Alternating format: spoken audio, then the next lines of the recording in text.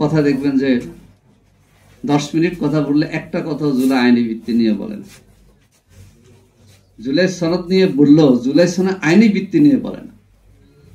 অথচ জুলাইয়ের যে অবদান, তরুণ, ছাত্র ছাত্রী, কৃষক এবং ফ্যাসিবাদ মুক্ত বাংলাদেশে আমরা নির্বাচন করে আমরা ভোটাধিকার প্রতিষ্ঠার দিকে যাব, কিন্তু রক্তের স্বীকৃতি আমরা দিলাম। মনে করি যে জুলাই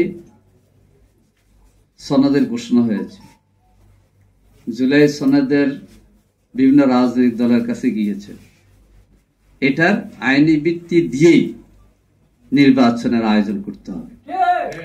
অনেকে বলে, একজন রাজনৈতিক নেতা বলেছেন নির্বাচনে আসেন, জামাত ইসলামী নির্বাচনে আসার জন্য 2 বছর আগে প্রার্থী অর্ধেক ঠিক করে দিয়েছে, আর এখন আমাদের 300 আসনে প্রার্থী আছে। তবে আমরা বলেছি আমাদেরকে যারা ভালোবাসেন, পছন্দ করেন এমন দল, ব্যক্তি, শক্তি যারাই আছে তাদের সকলকে নিয়ে আমরা 300 আসনে ইলেকশন করব।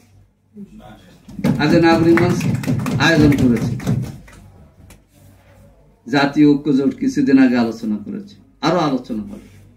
কারণ আমরা চাই বহু মতের পথের মানুষের এই বাংলাদেশে আমরা সকলকে নিয়ে এই মানবিক বাংলাদেশ গড়ার দায়িত্ব পালন করবো ইনশাআল্লাহ। এই জন্য আজকে প্রথম দাবি হচ্ছে জুলাই সনদের আইনি ভিত্তি দিতে হবে। অত্যন্ত গুরুত্বপূর্ণ। ভাই বলেছেন যে আইনি আফসারিফের আগে আরো 2 জন আগে, আফসারিফে তো পড়া কথাই বলে, সেটা হচ্ছে আইনি ভিত্তি। আপনারা খেয়াল করেন, এই যে কেয়ারটেকার নিয়ে 1991 সাল কেয়ারটেকারের সরকারের অধীনে বিএনপি ক্ষমতা এসেছিল। আসার পরে যখন দাবি উঠলো যে কেয়ারটেকারকে মাধ্যমের সামনে নির্বাচন করতে হবে, তখন কথা আসলো যে কেয়ারটেকার তো শিশু বোঝায় না কিছু বোঝায়, আসছে না কথা। কিন্তু 173 দিন হরতাল করার পরে এটা সংবিধানে যুক্ত হয়ে গেছে, মনে আছে আপনাদের? আবার আওয়ামী লীগ করলো কি, এই কেয়ারটেকারের মাধ্যমে 2008 ক্ষমতায় আসলো, আসার পরে 11 সালে এটার কবর দিয়ে দিচ্ছে। সেজন্য আমরা বলি যে জুলাই সনদের আইনি ভিত্তি ছাড়া নির্বাচন করে আপনারা পার পাবেন, এটাই দেশের জনগণ মানবেন। তবে অবশ্যই ফেব্রুয়ারি মাসে জাতীয় নির্বাচন হওয়া উচিত আমরা মনে করি।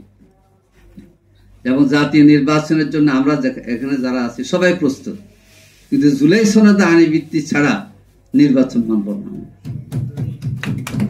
ইনশাআল্লাহ। জুলাই সনদের আইনি ভিত্তি হলে এখানে 72 সংবিধান বলেন, রাষ্ট্র সংস্কার বলেন, এগুলো